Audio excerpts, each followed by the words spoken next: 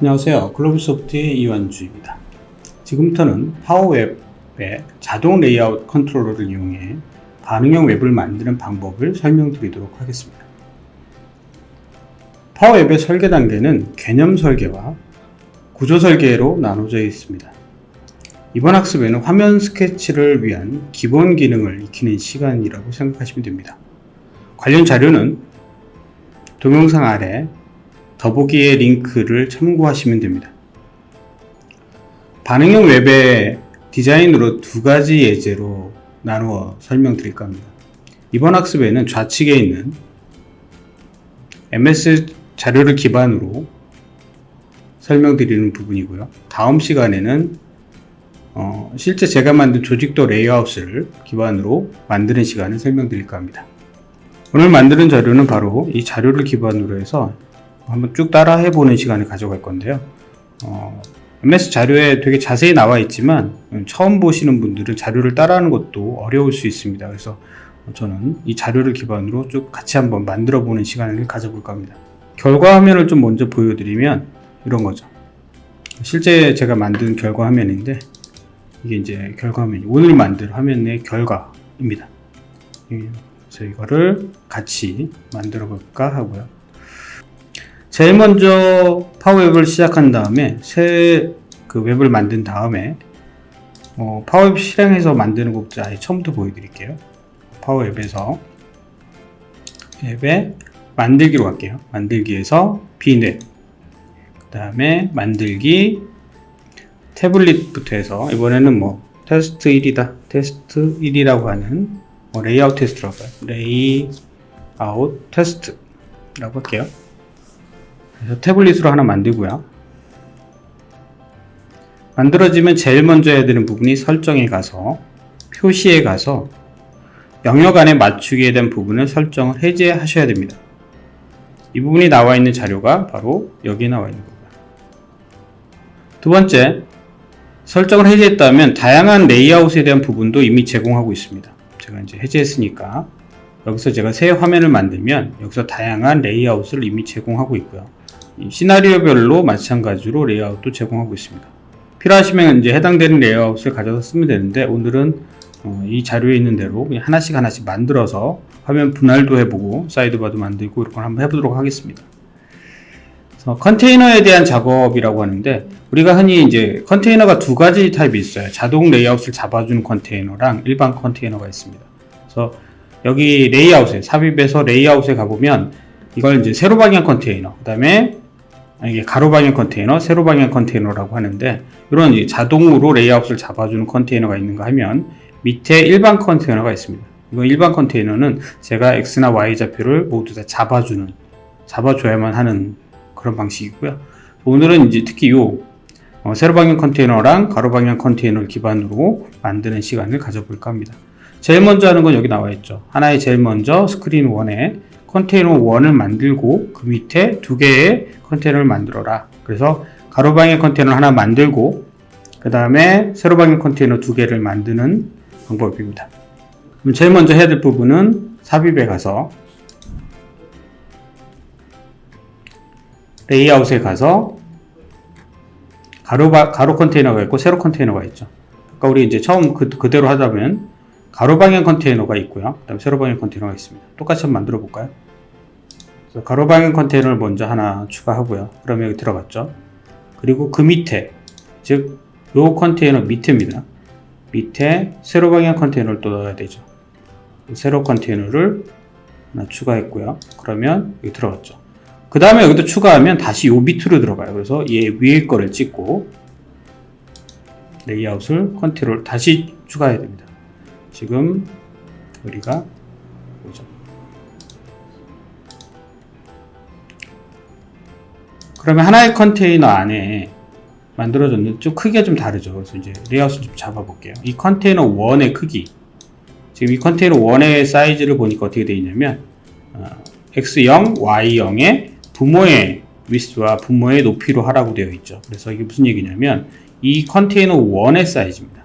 그 컨테이너 1의 사이즈를 봤더니 X좌표 X좌표를 0으로 하고 Y좌표를 0으로 하고 크기죠. 이게 항상 여기 보면 이걸 눌러야 될 때 요거 앞에 거 누르시면 돼요. 그러면 여기 width 가죠. 자동으로. 그럼 얘는 parents width가 될 겁니다. 자동 완성이 되니까 그러면 부모의 넓이를 만들어지는 거고요. 마찬가지로 높이는 parents의 부모의 높이가 되겠죠. 그러면 부모의 높이만큼의 하나의 큰 공간을 차지했고요. 이제 전체 화면 스크린에 되는 거죠. 그럼 제가 사이즈를 줄인다 하더라도 이 화면 사이즈로 가기 때문에 동일한 사이즈가 됩니다. 이 부분이 어디까지 한 거냐면 4번의 작업을 한 겁니다. 이제 두 개의 컨테이너가 있죠. 이 컨테이너 채우기에 대한 부분을 보여드릴게요. 컨테이너 만들면 전체 세로 공간을 채우고 컨테이너 1을 선택하고 뭐 이렇게 만들어져 있는데 이제 컨테이너 1을 선택하고 채우기를 늘리기를 이제 선택하라는 겁니다. 이게 무슨 얘기냐면 제가 지금 parents라고 이제 이렇게 선택을 했는데 이거를 늘리기 하면 어떻게 될까요? 이거는 이제 처음이니까 다이트 하고요. 위치도 마찬가지로 이거 당연히 이렇게 해야 됩니다. 처음에 이제 위치를 잡아야 되니까 그래서 반드시 설정을 하고 그 다음에 얘기하는 거죠. 이 안에 가서 이걸 좀 바꿔볼게요. 이거를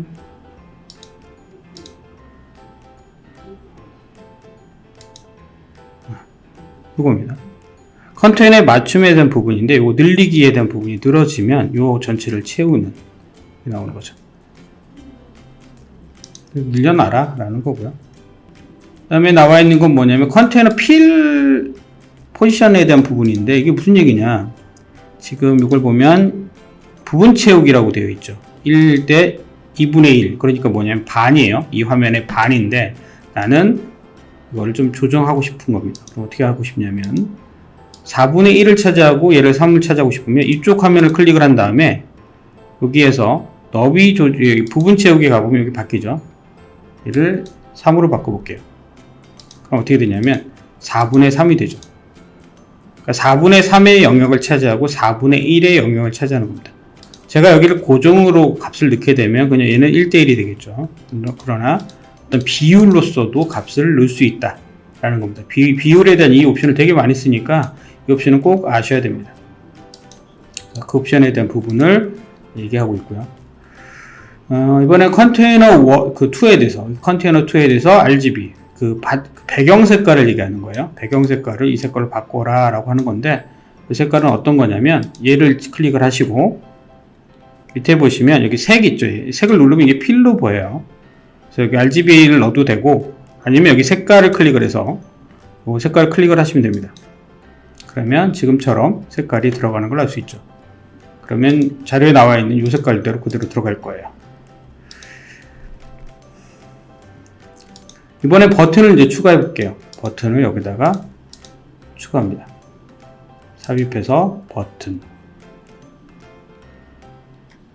단추죠. 단추인데 여기 어떻게 되어 있어요? 크기가 다 채워지지 않죠. 그래서 앞부분에서 이걸 늘리기를 하라고 한 겁니다. 무슨 얘기냐면 요거죠. 맞춤, 가로 맞춤에 대한 부분을 늘리게 하는 겁니다. 그러니까 컨테이너에 따라서 이 부분을 늘려야 되느냐 이 부분을 늘려야 되는 부분이 있는데 우선은 이 부분이에요. 이게 무슨 얘기예요? 요거를 보면 레이아웃 얼라이먼트죠. 그럼 얘가 앞으로 추가되는 단추들은 계속적으로 이 밑으로 하나씩 쌓일 거예요. 얘가 화면에 늘리기를 안 하는 상태에서 제가 단추를 추가해 볼게요. 삽입해서 단추를 추가해도 어차피 계속 밑으로 옵니다. 얘는 늘리기로 해서 하시면 되고요. 그리고 그 상태에서 여기 이제 값을 넣은 거죠. 홈 이렇게. 여기다가 단추 대신 홈 이렇게 쓴 겁니다. 그러면 이제 이 단추를 누르게 되면 홈으로 가라 뭐 이런 설정을 할 수 있겠죠. 여기서 레이아웃만 잡는 거라 그 이상의 값은 설정한 적은 없고 설정하지는 않더라고요. 여기다 뭐 이런 형태로 뭐 더 단추를 만들 수도 있고요. 이번에 컨테이너 3에서 이번에는 가로 방향 컨테이너를 하나 더 추가하는 거예요. 가로 컨테이너를 추가해서 지금 옆으로 가로 방향으로 계속 아이콘들이 추가되는 게 보이죠? 그래서 일반 컨테이너를 하면 이 각각의 아이콘에 대한 위치를 다 잡아야 됩니다. 그런데 가로 방향 컨테이너 하게 되면 아이콘이 오게 되면 그 다음 위치에 아이콘이 오는 이런 위치가 돼요. 그럼 제가 여기다가 가로 방향 컨테이너 하나 만들어 보도록 할게요. 여기다 마찬가지로 가로 방향, 그러면 삽입에 가서 레이아웃에 가서 가로 방향 컨테이너로 갑니다. 그럼 가로 방향 컨테이너가 하나 만들어졌고요. 이 사이즈가 여기서 보는 것처럼 전체 사이즈가 아니라 높이가 있죠. 100 정도로 잡는 것 같네요. 그죠? 100으로 한번 잡아볼게요. 그러면 이 사이즈는 이 필 옵션을 끄셔야 됩니다. 높이 조정 가능 옵션을 끄게 되면 이제서는 이 높이를 설정을 할 수 있게 되고요. 여기 100을 넣게 되면 이 높이가 100으로 잡힌 걸 알 수 있죠. 그래서 현재 이 높이만큼 100의 높이만큼 잡았어요. 그런데 이제 여기서 이제 볼까요? 얘에 대한 부분이 높이에 대한 부분 100을 잡았고요. 버티컬에서 늘리기 했고요. 여기다가 제가 한번 이미 아이콘 한번 넣어볼게요. 요 안에다가 요 컨테이너 4죠. 4에다가 제가 아이콘을 한번 넣어보도록 하겠습니다. 삽입 아이콘이거든요. 아이콘에서 더하기 아이콘 뭐 아무거나 넣어도 되겠죠. 아무거나 한번 넣어보겠습니다. 그냥 넣으면 지금 위치처럼 임의적인 위치에 들어가는 걸 알 수 있어요. 위치 자체가 이렇게 들어가죠. 그래서 얘를 좀 늘려서 원하는 위치에 맞추고 싶은 거죠. 아이콘을. 그래서 이제 크기를 좀 조절할 수도 있고요. 여기서는 좀 늘려서 좀 작업을 해라 라고 되어 있는 거고요. 아니면 이걸 아이콘 하나하나를 하기 좀 어렵죠. 그래서 역시 마찬가지로 이걸 쓰면 되는 거죠. 그래서 여기서 하나하나 하는 게 아니고 여기다 이거 늘리기를 새로 맞춤해서 늘리기를 하게 되면 제가 여기다 이제 앞으로 아이콘을 추가하게 되면 아이콘은 자동으로 맞춰서 들어갑니다. 이 부분이 나와 있는 게 바로 이 부분이죠. 높이와 늘리기를 해라. 아이콘은 이제 몇 가지를 추가하는데 얘는 지금 좌측 정렬이 되어 있는 걸 알 수 있어요. 그러니까 끝점 정렬이죠. 그러면 얘가 아이콘 자체가 어디로 되어 있냐면 엔드 정렬이에요. 이겁니다. 종료 방향으로 하게 되면 지금은 좌측 정렬이 되어 있는 게 이제 우측 정렬로 바뀌게 되고요. 아이콘 간격이 너무 가깝죠. 그래서 이 아이콘 간격을 좀 띄울 수 있어요. 이걸 간격을 10 정도 여기다 주면 아이콘과 아이콘 사이의 간격이 벌어집니다. 20으로 하면 더 벌어지겠죠. 여기 이제 이 가이드는 나와 있지 않은데 만약에 이 뒤에 뭔가 하나 더 있고 싶어요. 근데 여기 아이콘이 여기 좀 공간이 좀 있었으면 좋겠어요. 너무 바짝 붙어 있으니까. 여백 처리를 하고 싶으면 어떻게 하면 되느냐 라고 할 수 있는데 두 가지가 있습니다. 하나는 뭐냐면 요거 아이콘에 대한 여백으로 오른쪽 여백을 만약에 10을 주면 이렇게 공간이 10만큼 떨어지겠죠. 이 방법이 하나 있고 아니면 여기다가 하나의 더 아이콘을 더 넣으면 간격만큼 벌어지겠죠. 그리고 그 값을 0으로 준다면 그게 무슨 얘기냐면 제가 여기다가 뭐 텍스트 레이아웃 같은 거 하나 넣었어요. 그럼 텍스트 레이아웃이 들어가겠죠. 그런데 그러면 이 사이의 간격은 어떻게 돼요? 10이 되니까 이거 좀 너무 작죠. 그러니까 좀 더 늘릴게요. 아이콘 간격을 10이 아니라 30 정도로 하게 되면 벌어졌죠. 그러면 이 텍스트의 간격을 뭐 얘를 그냥 아무것도 안 써도 돼요. 이렇게 해가지고 하면 이만큼 벌어진 것처럼 보이죠. 이렇게 하셔도 되고요. 그래서 이 값을 위스를 좀 갖고 넓이를 좀 조절하시면 원하시는 만큼의 여백이 만들어질 수 있습니다. 뭐 한 20 이러면 그런 형태로 해서 여백을 원하는 만큼 만들 수 있습니다. 그러니까 비어있는 하나의 레이블 하나 만들어서 처리할 수 있다라는 거고요. 여기 좀 갑갑하게 보여서 제가 임의적으로 한번 제가 더 추가해 봤습니다. 랩에는 나와 있지 않은데 여기 붙어 있죠. 그래서 아이콘이 만들어지고 그 아이콘의 간격을 부여하고 그 다음에 넣을 수 있다 라고 하는 것을 보여주고 있습니다. 여기 갭을 40을 두고 있네요. 우리 40만 만들어 볼까요? 여기 갭을 40으로 간격을 40으로 하면 각각의 아이콘의 사이의 간격이 40만큼 벌어지는 걸 알 수 있습니다. 그 밑에다가 여러 가지 값을 넣으면 이번엔 어떻게 되냐면 차례차례 쌓여요. 그 이유가 뭐냐면 제가 세로 가로 방향 컨테이너를 넣고 그다음 위에는 세로 방향 컨테이너이기 때문에 세로에 하나씩 쌓입니다. 즉 여기다 제가 아이콘을 하나 넣어볼게요. 예를 들면 텍스트 레이블을 넣을게요. 그럼 밑으로 이제 내려오겠죠. 근데 얘도 마찬가지로 늘리게 할 수 있겠죠. 늘리게 하겠습니다. 그러면 얘도 늘려라 그러면 전체만큼 늘어나겠죠. 또 여기다 뭔가를 추가를 해요. 갤러리를 하나 추가한다. 그러면 갤러리가 하나 들어가는데 마찬가지로 그 밑으로 갤러리가 내려온 걸 알 수 있죠.